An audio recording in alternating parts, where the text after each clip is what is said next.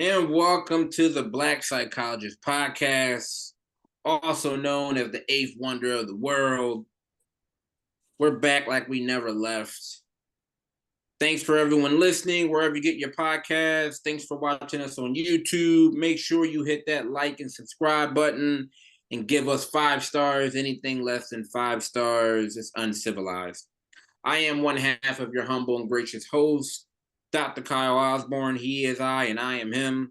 And of course, you all know I'm never flying this aircraft by myself. I'm here with the one and only, my guy, my brethren, my brother, Dr. Jason Coleman. What is going on, good brother? Man, I'm good, man. I'm chilling. Can't complain. I see you got the Nike fit on like me, so Yeah, you know what time it is. So we was like-minded today on that. But other than that, man, feeling good, ready to knock out another episode, connect with the people. Yes, What's up sir. with you though? What you been up to? Nothing, brother. Same thing as we was talking earlier, watching this baseball. The Phillies, we doing our thing, but we see the Yankees, y'all wanted to get all productive and tied up with us with the league, for the league and wins. Right. So it ain't over neither. It's a long season, What is like 168 games, 162 games, something like that? Think so. I think it's like almost 180, I think. Woo. I could be wrong though. It might be. I think you closer to. I think somewhere you 100 and something. Yeah, man. Yeah, nah, that's wild. That's wild. But yeah, man, the boys is doing good. It's gonna be a good summer, Yeah, man. As long as everybody stay healthy, we'll meet you on the World Series. Yeah, I mean, we'll be out there representing. Yeah, I'm telling you, man. I'm gonna try if the Yankees, continue on this pace. I'm gonna try to get to a playoff game. I'm not even gonna lie. Yeah, there you go. There you go. Jay standing on business. Get out there and support, brother. Try to get to one of the playoff games, bro. I mean, because I was already by the end of the season, I probably would have been to like 3 or 4. But if they go to the playoffs, I got to be in the building for at least one game. You know what, man? Father's Day is coming up pretty soon, and I'm about to go put that bug in baby girl's ear. Like, look, figure it out. You got a paid internship now. Like, you can get me some Phillies tickets. That's not bad. It's not bad, man. I mean, that's all I'm saying. I mean, I'm not saying that's the requirement, but it'd be nice. She gonna get you passes for 76ers practice. That's what she gonna do. Right. It won't even be their practice. It might be like the G League practice. Right. She's gonna be like, I'm wait outside because I gotta walk. Yeah, wait outside. I got you. Here you go. Yeah, we can go see the Delaware Hornets play or something like that. I gotta walk you in. Just don't say nothing to nobody. Yeah, just stand there. Hold this water bottle joint. Yeah, so like put this lanyard on real quick. Yeah, man. Yeah, I mean, yeah, man, that's about it, man. That's about it. Well, I'm about to give out this great edutainment. And speaking of young people, right? Speaking of young people, listen, there's been a lot of terminology that has been coming out of therapist office and psychology books that's increasingly made its way into everyday conversations. And, not just young people, but I'm going to put the blame on them. But like just generally speaking, a lot of these terms, these therapy terms, as they call it, or therapy speak, or as my daughter calls it, therapizing, has been made its way out, right, into social media, onto the internet. And it's like a way that it describes certain psychological concepts and behaviors. And let's be honest, like a lot of people are using these terms completely incorrectly, right? And that's because they don't understand the concept of it, right? Or they are kind of going based off of what they see on social media, but they really don't understand the complexities and the nuances. And sometimes in some situations, they weaponize some of these terms, right? To shut down kind of like conversations that they don't want to have or avoid responsibility or try to control others. So we felt that it would be a good idea for us to actually educate and actually clear up any misconceptions on a lot of these popular terms that a lot of people are starting to, misuse. Right. So what you got? So the first one is gaslighting, bro. All right, gaslighting. Okay, hear that a lot. Yeah, man. Over the past 2 years, gaslighting has become like one of the commonly most misused terms.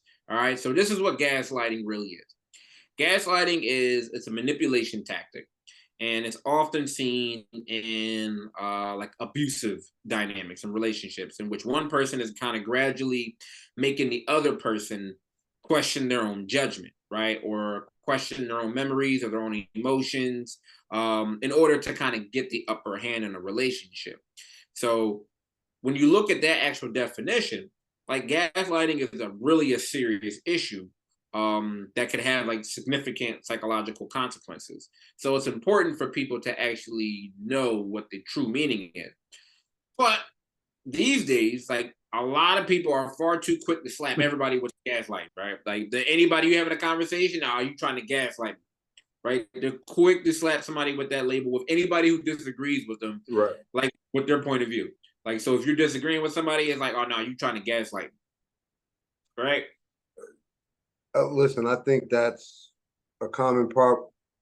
I think this is the thing, right? What we got to accept with certain things is that even though gaslighting isn't necessarily like a professional clinical term, right? It's describing things that we are that we're kind of looking at in terms of the definition as clinical, right? So what I mean is we got to accept the fact that regular people or lay people or whatever in every profession, you're going to have your professional meaning of certain things and then what everybody else understands.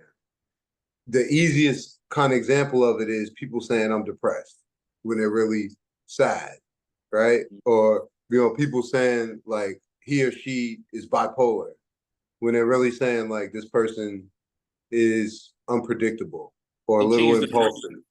yeah, this You're person, yeah, they're you know what I mean? and it's like that in every profession. So it's not like we're just doing saying that it happens in our profession.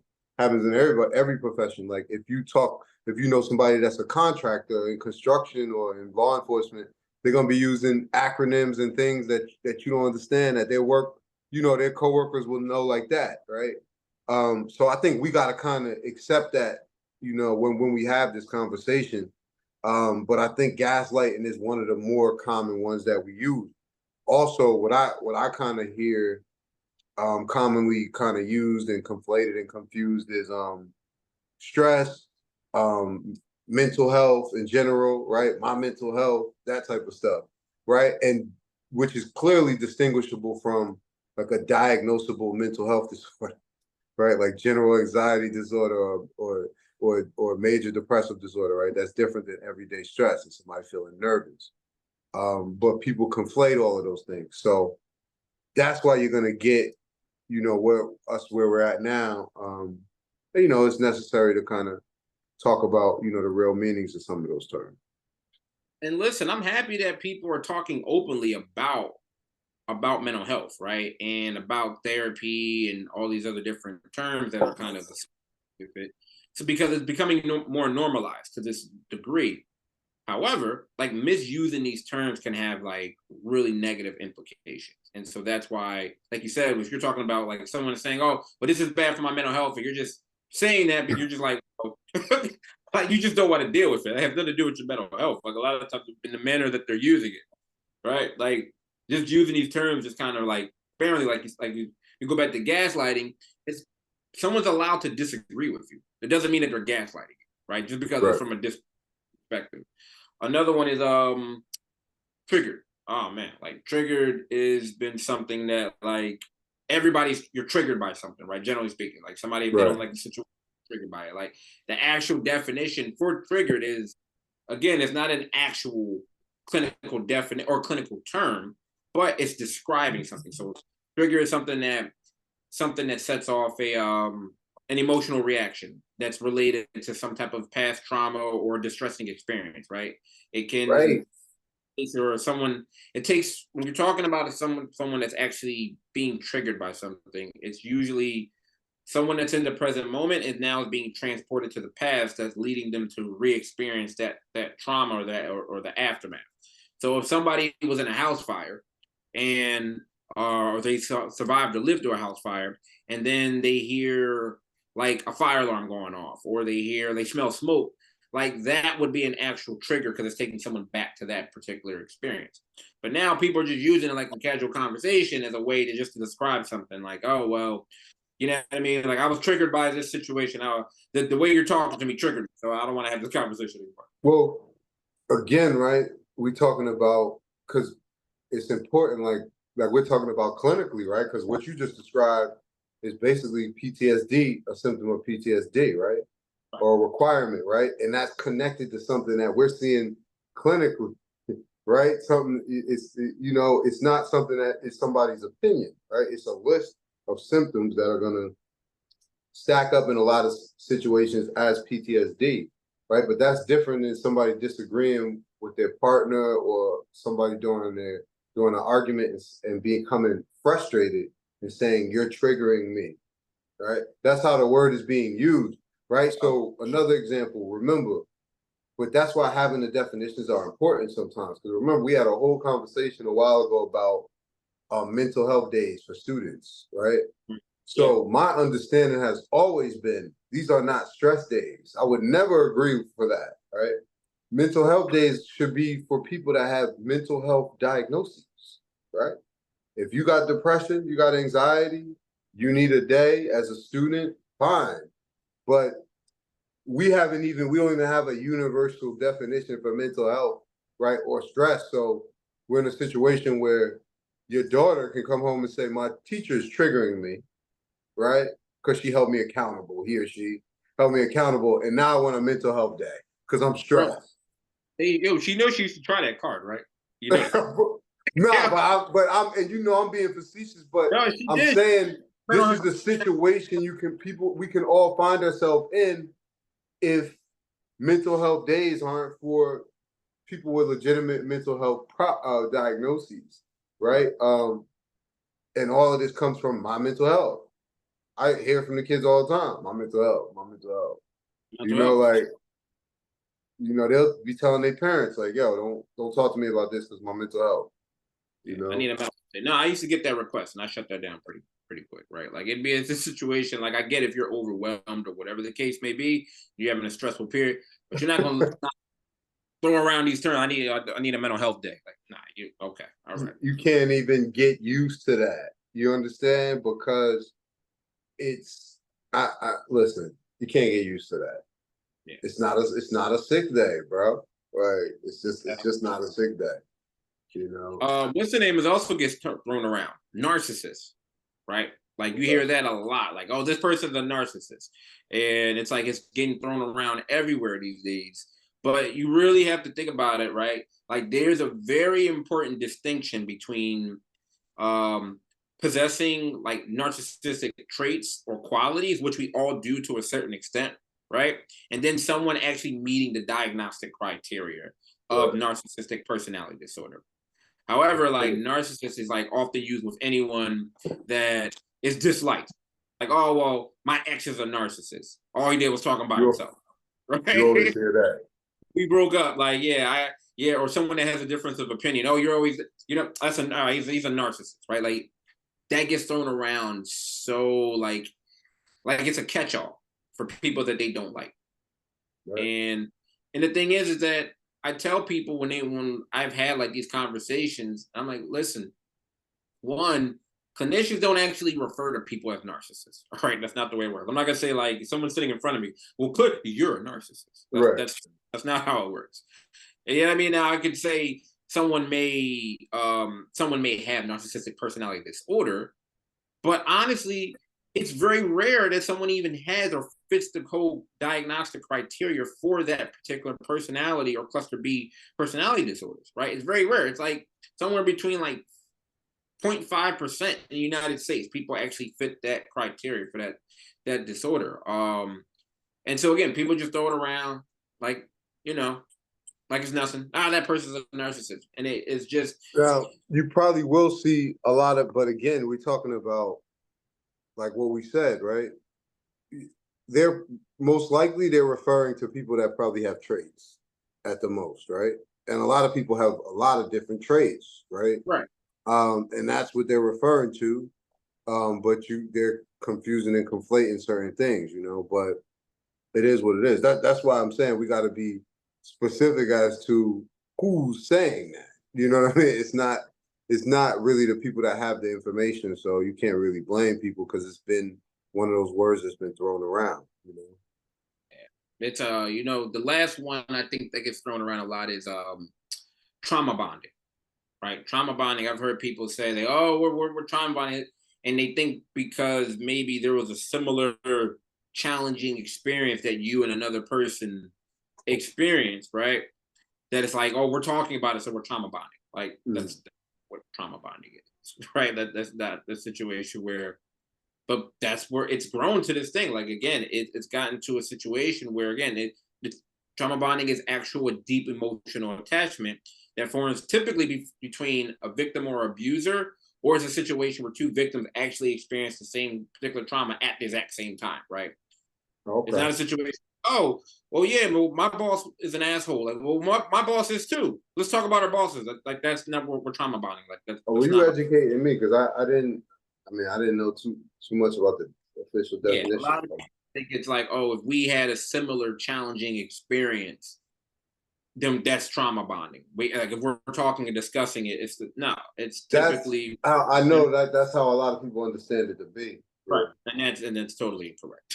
You know what I mean? Like that it'll makes you're gonna sense. like it though, bro. Like it's you know what I mean. But Yeah. again, I'm happy that people are comfortable talking about mental health and mental health adjacent terms and things of that nature if it leads to educating yourself, right? Which is what the point of this conversation is you want to educate yourself. But when you start utilizing these terms just kind of frivolously and just kind of like, very in a very cavalier manner, they can really have some negative implications. So hopefully this has been helpful. We're doing what we do and just kind of clearing up these misconceptions and debunking these myths of how these terms are being used. So yeah, absolutely. I'm sure, unfortunately, it won't be the last time there are going to be more terms or more like buzzwords that are going to become popular. And we're here to clear up things. That's what our job is. You know. I have to dig it. That's a good article. All right, Jay. Something you and we talk about is anxiety, right? We talk about how anxiety absolutely is something that can a lot of us experience, right? Depending on the circumstance or the situation, and especially if it's not treated, right? And it's when it first starts to kind of rear its head, or when you're experiencing how it can become overwhelming, it can be debilitating, and there are so many different types of anxiety depending on the person that they may experience. So one thing that when I have somebody sitting in front of me, I ask them, well, what are some of your daily habits, right? What are some of daily routines? Because you might actually be doing something or fueling your anxiety without realizing it, right? Of course, I'm not in a situation where I'm blaming the person that for experiencing anxiety, but there are some behaviors, there are some things that you could be doing that can be counterproductive into treating your anxiety. So thought it was really important that we talk about 5 habits that could actually be making your anxiety worse. All right. And the first one we wanted to highlight is staying sedentary, right? So anytime I'm working with anyone that's you know experiencing anxiety or seeking treatment for anxiety, I'll ask them what their exercise regimen is, because a lot of us are inundated with work, relationship issues, family, any type of general stressors that a lot of times our exercise and our us being activated kind of falls by the wayside. So while it's good for people to get involved with like a fitness program or some type of exercise routine, it's also good for you to just become more active throughout the day, right? Like a lot of people have like sedentary lives, or they might be working behind a desk or an office or whatever the case is. But even in addition to, say, you doing an exercise program, it's really good that just throughout the day you kind of walk around, right? Yeah, Like whether at every my job you either see people with the Fitbits walking around the building, or some right, people have standing desks yeah. that increases your productivity, concentration, all that. So, Yeah, I know you're a big hiking and walking person. So like even adding that to your regimen, like fitting in a 15-minute walk, either after work on your lunch break, or, parking your car a little further away from, the entrance where you kind of get some additional steps and doing the steps as opposed to maybe taking the elevator, depending on your situation. Every movement kind of adds up. So I feel like that, again, being more sedentary also can contribute to some of that anxiety because you're just kind of sitting there, things become overwhelming. Over identifying with your work. It's great if you have a good career, right? Like, and you to be excited about it. That's always a good thing. But sometimes, Jay, I know you and I know we've known some people that kind of like overindulge, or kind of like their career or their job is like their end all be all, right? It's a situation where there's not a day or a conversation you're going to have with this person without them talking about their job, right? Right. It's not going to be able. They're always going to be kind of bringing it up, and that's great if you identify, right? At the same time, what if things aren't going well in your job, right? Like, we know a lot of our clients that we treat, anxiety and all that is there some relation or some overlap from their work, right? From the stress and things that they're experiencing. And if you over identify with your job and your job situation isn't well, how do you think your anxiety is going to be? And, I mean, I agree with that. And then just to add on to that very briefly, like you also got to be able to separate, right? Because jobs are very transactional, so and they don't last throughout your lifetime. Some of them are seasonal. So you have to have interest outside of that, because if that job ends because your ability changes or your age changes, or your location changes, right? Then your happiness and your identity can't be tied to a job. So that's why you got to have interest, even if it's exercising or sports or art, or things that are outside. So that's all I'll say about that. Yeah, you gotta have those activities that you're talking about, and like reconnecting, right? Like, what did you like to do? I know a lot of people can say, like, well, I don't know what to do, I don't know what hobby to pick up, I don't know what activity to get involved in. And something that I've offered to people is like, well, what did you like to do as a kid, right? Right. Like, what did you enjoy doing? What were some of those things that you liked doing when you were, daydreaming in class? Like, you can still do that as an adult, like you were saying. Like, you can have other interests. So, really important that you people start to pay attention and stop, um, being so, engaged with their job, especially after out of work hours, right? Like, you gotta have uh something else for you can indulge and immerse your time and yourself into. Another big one is clocking in too much screen time. There's research that came out recently that, of course, that when we've talked about it in the past, about how so much screen time, like on your phone or watching TV, correlates with higher anxiety and depression, right? Yeah. Um, a lot of us depend on a screen to kind of do our job and accomplish things, like if you're documentation, if you're working with a computer at work, right? So a lot of us kind of deal with that. So that can be really difficult for you to replace that habit. I know this is something that I struggle with. Like, when I'm looking at my screen time, like on my phone, especially because I'm a big like TV person. So even like some of my self care is involving like watching TV shows, watching sports. So this has been something even for me that I've had to become more aware of kind of stepping away from that being one of my main components of like self care and doing more. Because I've been Yeah, noticing how, like, at I the end of the agree. week, like I have that to pops up. schedule it. Yeah, like I gotta get a little better with that. You know what I mean? So, even if you're doing something, just kind of replacing it, like just going outside for 10 minutes, doing some mindfulness, doing some meditation. Like you said, the hiking is real big. I totally recommend. I know you've talked a lot about it. I totally recommend people getting into it, and not just hiking, but just going on long walks, right? Going on long, safe walks and doing that. And I'm Um, recovering from one right now. yeah, man. I told you, yeah, you start playing around in that sun, bro. You know what I mean? Hmm. Avoiding boredom is another one, right? Avoid Now, what? avoid boredom, like being bored. Well, that's speaks for itself right there. Yeah, right. Yeah, you know what I That's mean? Like, that's going to lead into the next one, which is substance use, most likely. there Right? you go. There you go. Got to do something. Got to keep yourself activated in something.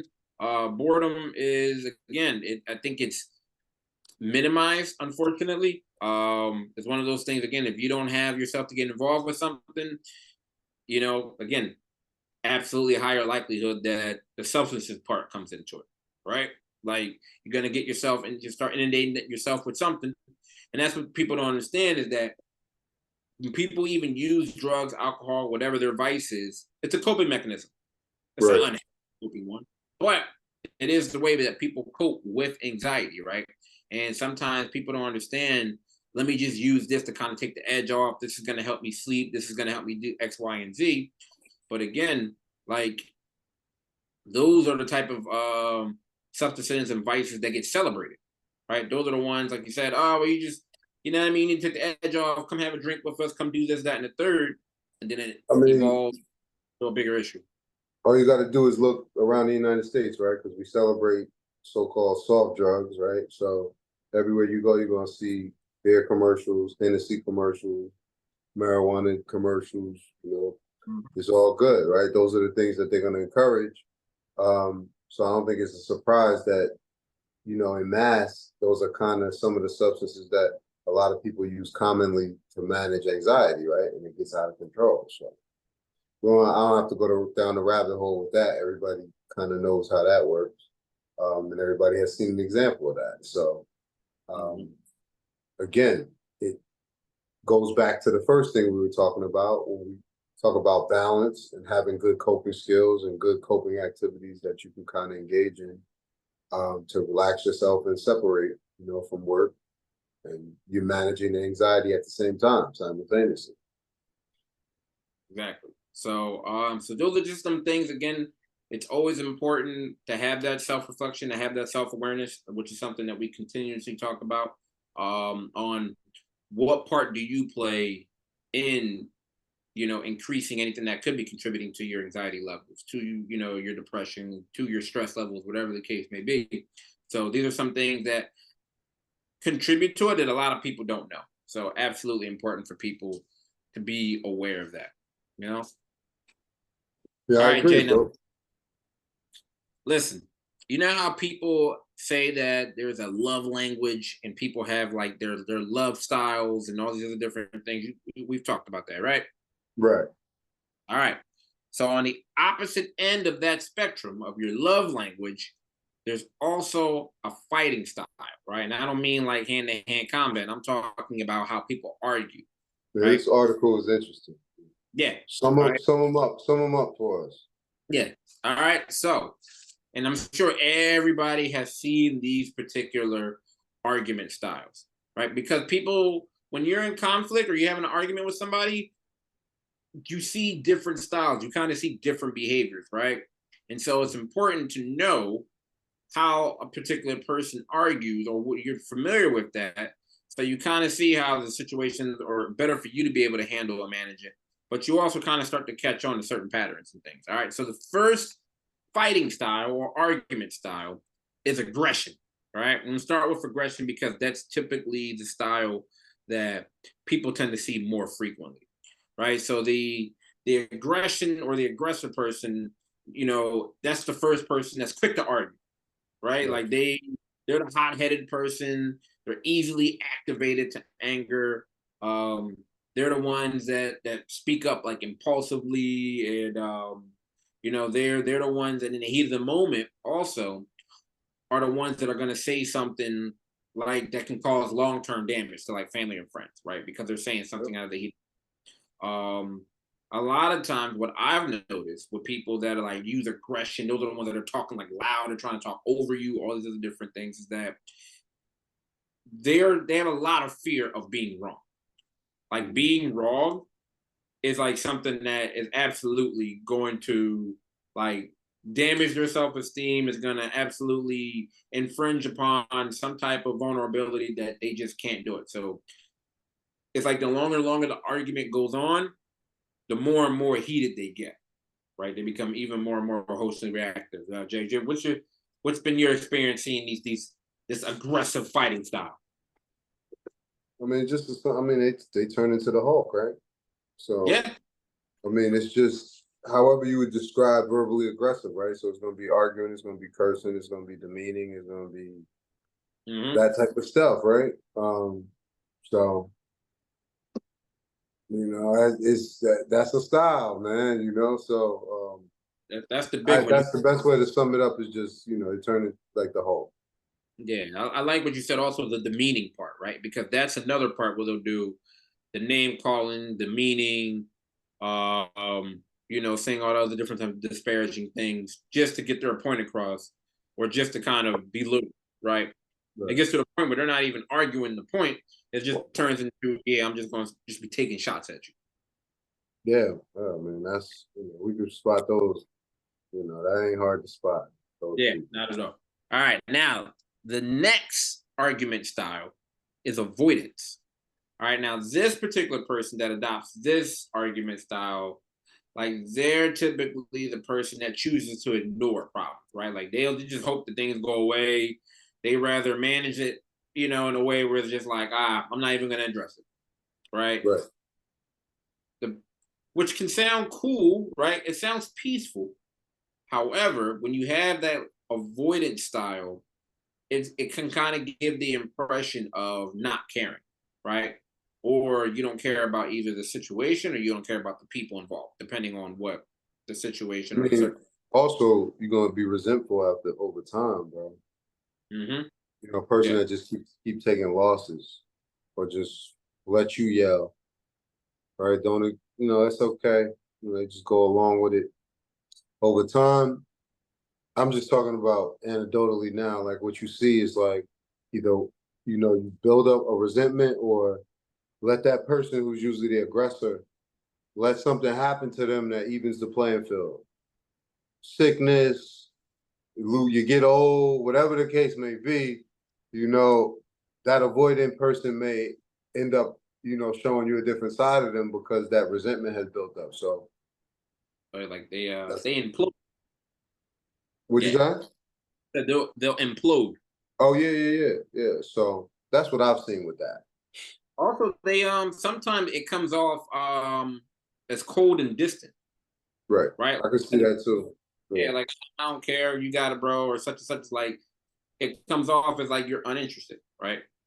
Comes off like like you're silent, and that could also lead to a whole nother issue. So you got the avoidance piece, you got aggression. The other one is appeasement. All right. So this is the person that is like at the hint of any type of argument or any conflict, they're gonna do the best that they can do to be like accommodating, right? They're Right. gonna try to whatever it is, cool, cool. They're gonna roll over and they're gonna find a way to, make things right, even if it's coming at their own expense, right? So we've seen people that just kind of like make whatever sacrifices, whatever the person's arguing them down. They don't, in fact, they don't even put up a fight. Like Right. they just kind of just go along with the situation, and it's like even if it's at their own expense, like they will kind of self sabotage any type of argument, assertiveness, or anything. It's just completely uncomfortable Well, with in what I, layman's terms, we call that being a doormat. And it usually circle back around to the last term. It usually ends up with resentment over time. People end up being passive aggressive. mm-hmm. Yeah, yeah, It's no, one of totally. those situations where it's like it's fine when you have the power, but don't let the rabbit get the gun, because then it's over for you. Yeah, it's right. I don't mean to put it like that, but those kind of relationships can end up that way. Yeah, yeah, no, it's now the healthiest one of them all, right? We've gone throughout the spectrum of them, right? We started off at aggression, we did avoidance, appeasement. Now we have alliance, right? The alliance argument and fighting style is typically the most effective. Um, this is where it's more of a you're having an argument or a conflict, and people will prefer to find some type of middle ground, right? Right. Some type of cooperation between the two, negotiating, right? Some type of there's like strategy involved in an argument, like you're both trying to see. Hopefully, if you have two people that are practicing this particular style, but at least one person is trying to find like a middle ground, right? It's not like You have to win this argument. I have to win an argument. Like I look at it as if you're in an argument with someone, this is the person that is actually listening to understand like the whole Right. situation, as opposed to someone who's listening just to respond, right? Like that's the person that has the aggression, who you're saying something and they're just like waiting to jump in there with a response. Like they're not even really hearing what you're saying. So I hear like this is more the person who's trying to find a middle ground, cooperate, try to find some type of decent result that works for both Yeah, people. I don't like when I was thinking about this. Of course, that's the no brainer to me. Like I think these people will probably most likely make the best partners, Yeah. male or female. They'll make the best partners. But I and I had a kind of a bigger question. You know, because I think this fighting style, especially when we talk about alliance, I think it's most important to like maintaining a relationship, right? But my Yeah. question is, it's been a lot of focus put on previously on love language, right? But what do you think is more important? Because I think the fighting style is more important to maintaining a relationship than love language. I mean, love language is your needs. Like I get it. This is people's ideal way that they would love that they want to be cared for, right? I get it, right? But when I hear about people breaking up, it's usually because of this fighting style. It ain't Oh yeah. it ain't usually because of the love language. Because my experience is that the love language is just most people, male or female, their issue with their partner is that it's not consistent. When they say it, when they scream and yell or stomp about it or get mad about it, the person will do it just inconsistently. Then they don't continue to do it. But the fighting style to me is what ends relationships because it's Yeah. what Um, puts you in those. Let's just say maladaptive. I'm not gonna say everything is domestic violence, but maladaptive kind of cycles in terms of communication and interaction. So um, you that's just what I. absolutely should have a healthy argument or fighting style, because for the reason that this is where how you guys overcome any type of conflict or any issue or disagreement. For the Right. reason, because if you're always at aggression, like your relationship's not going to last long, right? Like you're not gonna, if somebody's completely like Either you either mentioned, either way, you know what I mean? yeah, If it's you're the male or continuing, the you guys have female. an agreement, and you're continuing. You have one person that's continuing to like demean the person's yelling, screaming, calling them names, cussing, and all these other different things. No, but that's not going to last long, right? Nah. But if you, again, now if you're further along and knowing how to not just compromise, but know how to handle a disagreement where it's like, all right, I'm trying to find some middle ground. I'm listening, trying to be quiet. Like on that part, then yeah, like when you guys have disagreements, it's going to be cool, right? It can actually just be a disagreement and not evolve into an argument or a fight. Yeah, So, because a lot of this, it's a fighting style, but it's a we're talking about how are you communicating when right, you disagree. Basically, that's what they're saying. You know what I right. mean? Because, I mean, to me, love language is all right, you being in tune, you being like the intimacy aspect, not exactly physically intimate, but it's more like how are you being in tune with your partner's needs, Right. wants, right? Right. Without being told. So, but this is when the relationship like is being tested, because that's gonna be how you continue to make, like when things aren't going right. Exactly. And that you articulated it better than me, but that's my point. I think people would do themselves better with leaving the five love languages book on the shelf, right? Until they read the fighting styles and learned their own, right? And their partners. So I Right. just, it's an interesting question, but yeah, I think that was a good article. That's a good one. Yeah, if you don't have if you're in that aggression or you don't have some of these other fighting, I mean, healthy communication and fighting styles, like you mentioned, the appeasement and the avoidance is gonna, like, if you're like you said, that doormat, like that's not gonna be well for you anyway. So you absolutely obviously need to have these in good tow and have these healthy styles if you want any type of relationship to move forward. But no, it's a good question. Yeah, man, I agree. Yeah. Yeah. Hey, anything else before we get out of here, good brother? Nah, man. Just of course, we want to thank anybody who takes the time to listen. And we're gonna keep the ship rolling, brother. You know. All right, yeah. Please, continue to check us out. Continue to share. Continue to give us the feedback. We love the commentary. You know what I mean. We're still continuing to grow. We appreciate you guys rocking with us. And yeah, like I love the love and support. Go It's amazing. Mavs. Yeah, yeah. Go man. Of course, of course. All right, bro. All Next right, man. time. All right. All right.